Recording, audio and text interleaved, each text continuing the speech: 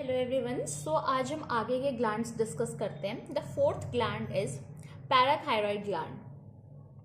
Parathyroid gland से जो hormone निकलता है उसे हम पैराथायरॉयड हार्मोन बोलते हैं या पीटीएच भी बोलते हैं। इसका फंक्शन क्या है?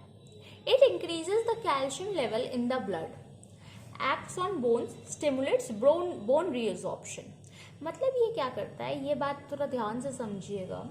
इसमें क्या है कि ये कैल्शियम लेवल, ब्लड का कैल्शियम बढ़ाता है। It increases the calcium level in blood. लेकिन कैल्शियम आता कहाँ से है? वो कैल्शियम ये बोन्स से ले लेता है।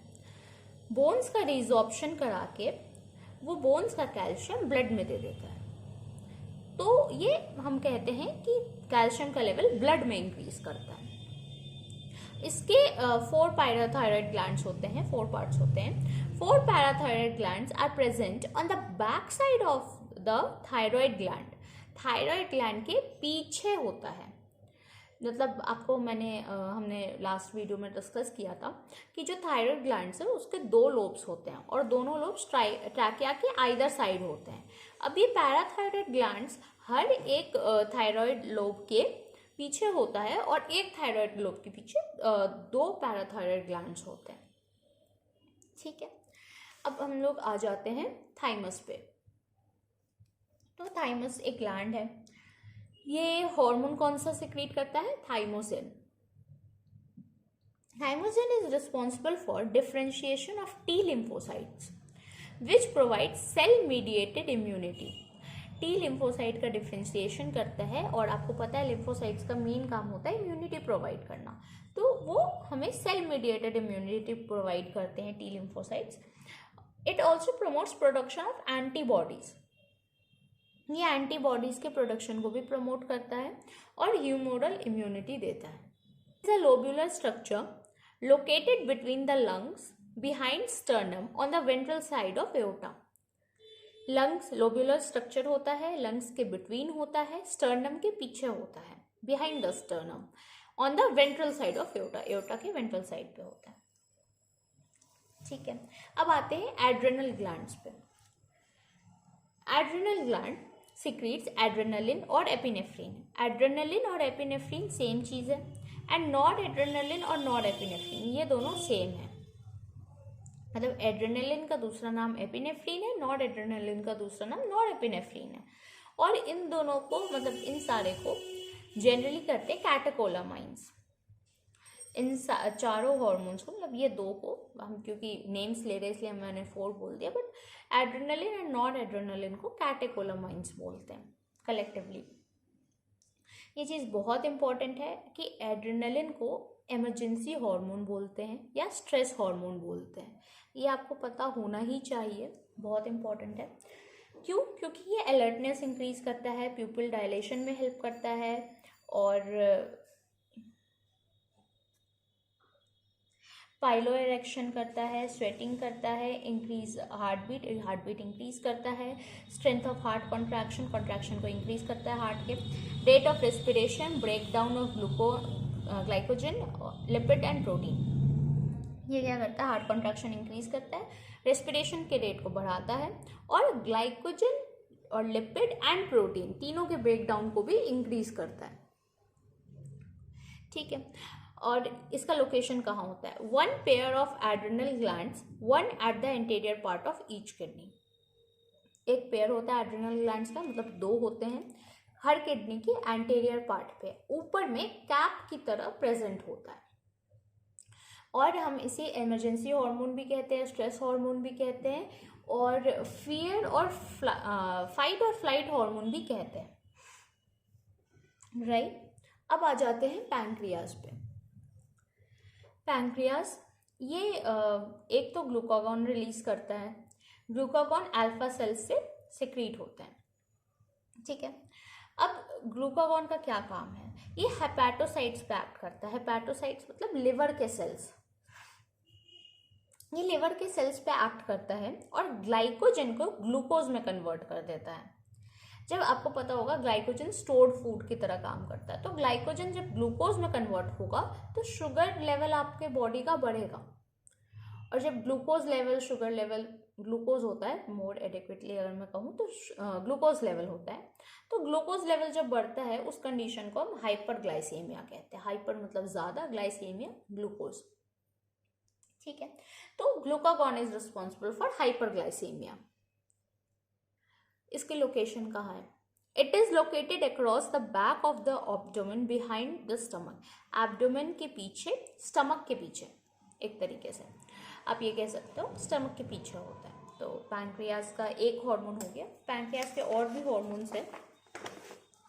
तो जो दूसरा हार्मोन है पैंक्रियाज का वो है इंसुलिन। ये आपने सब सुना होगा, इंसुलिन डायबिटीज़ में बहुत ही कॉमन होता है। डायबिटिक पेशेंट्स इंसुलिन के इंजेक्शंस लेते हैं। तो इंसुलिन बीटा सेल्स से सिक्रीट होता है। Glucagon is secreted by alpha cells, insulin is secreted by beta cells, right. अब ये क्या करेगा, ग्लूकागॉन क्या कर रहा था, ग्लाइकोजन को ग्लूकोज बना रहा था। ये क्या करता है, ये ग्लूकोज को ग्लाइकोजन बना देता है। तो ये क्या करेगा, हाइपोग्लाइसीमिया कॉज करेगा। अब ग्लूकोज ब्लड से निकल रहा है और वो ग्लाइकोजन बन रहा है, तो ग्लूकोज तो कम होगा ना। जब ग्लूकोज कम होगा तो हाइपोग्लाइसीमिया होगा। Deficiency of insulin leads two diabetes mellitus. यही डायबिटीज है जो कॉमन हम लोग कहते हैं ना, डायबिटीज हो गई, शुगर नहीं खानी है, तो उसे हम डायबिटीज मेलाइटिस कहते हैं। एक और होती है वो डायबिटीज इंसिपिडस होती है, उसके बारे में हम कभी और डिस्कस करेंगे। Diabetes mellitus is the common diabetes about which we talk, और ये इंसुलिन की डेफिशिएंसी से होती है, इसलिए बाहर से इंसुलिन देना पड़ता है। अब आ जाते हैं रिप्रोडक्टिव ग्लैंड्स पे। तो टेस्टिस हार्मोन रिलीज करता है एंड्रोजन। अब एंड्रोजन है और रिप्रोडक्टिव हार्मोन है, ऑब्वियसली मेल के ग्रोथ को जो एक्स्ट्रा फीचर्स होते हैं मेल में, जो सेकेंडरी सेक्सुअल कैरेक्टर्स होते हैं उनको डेवलप करेगा, और जो मेल के एक्सेसरी सेक्स ऑर्गन्स है उनको डेवलप करेगा। तो regulate the development, maturation and functions of the male accessory sex organs, stimulates muscular growth of facial and axillary hair, stimulates spermatogenesis, anabolic effects on protein and carbohydrate metabolism। ठीक है, ये basic functions है, इनकी definition आपको पता होगी, बहुत ही common है। ये male sex accessory sex organs के मैच्योरेशन और फंक्शन में हेल्प करेगा, मस्कुलर ग्रोथ को स्टिमुलेट करेगा, फेशियल एक्सिलरी हेयर की ग्रोथ को स्टिमुलेट करेगा, स्पर्मेटोजेनेसिस के यानी स्पर्म फॉर्मेशन को स्टिमुलेट करेगा, और इसका एनाबोलिक इफेक्ट होता है प्रोटीन एंड कार्बोहाइड्रेट मेटाबॉलिज्म पे। एनाबोलिक मतलब सिंथेसिस वाला इफेक्ट, कैटाबॉलिज्म मतलब ब्रेक डाउन इफेक्ट, ठीक है। कहाँ पे है location? A pair of testes is present in the scrotal sacs outside abdomen of male individuals, ठीक है। अब आ जाते हैं ओवरी पे। ओवरी दो हार्मोन रिलीज करता है, एक estrogen and the second one is progesterone. तो पहले एस्ट्रोजन को देख लेते हैं। तो एस्ट्रोजन क्या करता है, synthesised and secreted by growing ovary follicles. Ovary में फॉलिकल्स होते हैं, उससे सिंथेसिस और सिक्रीशन होती है एस्ट्रोजन की। अब ये करता क्या, stimulates growth and activities of female secondary sex organs. Female का है तो फीमेल में ही हेल्प करेगा। तो एस्ट्रोजन क्या करेगा, estrogen synthesised and secreted by growing ovarian follicles. ये सिंथेसाइज और सिक्रीट होता है कहाँ, ओवरी फॉलिकल्स से। It stimulates growth and activities of female secondary sex organs, development of growing ovarian follicles, appearance of female secondary sex characters, mammary gland development, regulates female sexual behavior।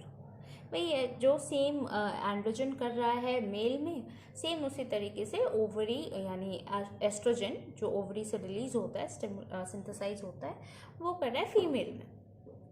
A pair of ovaries are located in the abdomen in females. आपको पता है कि ovaries का pair होता है, मतलब दो होते हैं, और वो एब्डोमेन में होते फीमेल्स के। सेकेंड हार्मोन इसका है progesterone. Progesterone is secreted by corpus luteum. Corpus luteum आप जब मेंस्ट्रुअल साइकिल पढ़ोगे स्टैंडर्ड 12 में, या फिर अगर आपने पढ़ रखी होगी तो आपको कॉर्पस ल्यूटियम के बारे में पता चलेगा। तो कॉर्पस ल्यूटियम से प्रोजेस्टेरॉन निकलता है। It supports pregnancy, acts on the mammary gland and stimulates the formation of alveoli and milk secretion। ये प्रेगनेंसी को सपोर्ट करता है, मैमरी ग्लैंड पे एक्ट करके मिल्क सिक्रीशन को बढ़ाता है। और एक और बहुत इंपॉर्टेंट क्वेश्चन है, प्रोजेस्टेरॉन को प्रेगनेंसी हार्मोन भी कहते हैं, तो ये भी एक कॉम्पिटिटिव एग्जाम के पॉइंट ऑफ व्यू से अच्छा क्वेश्चन बन सकता है। ठीक है, दैट वाज ऑल। हमने सारे ग्लैंड्स जो एंडोक्राइन ग्लैंड्स के हॉर्मोन्स थे हमने डिस्कस कर लिए, और ये कोई बहुत डिटेल्ड वीडियो नहीं था, ये एक ऑलमोस्ट अगर आपको सारे फंक्शंस याद करने हैं और बहुत डिफ़िकल्टी हो रही है याद करने में क्योंकि एक साथ काफ़ी सारे हॉर्मोन्स हो जाते हैं, तो अगर एक टेबल के फॉर्म में रहता है तो ईजी होता है याद करने के लिए।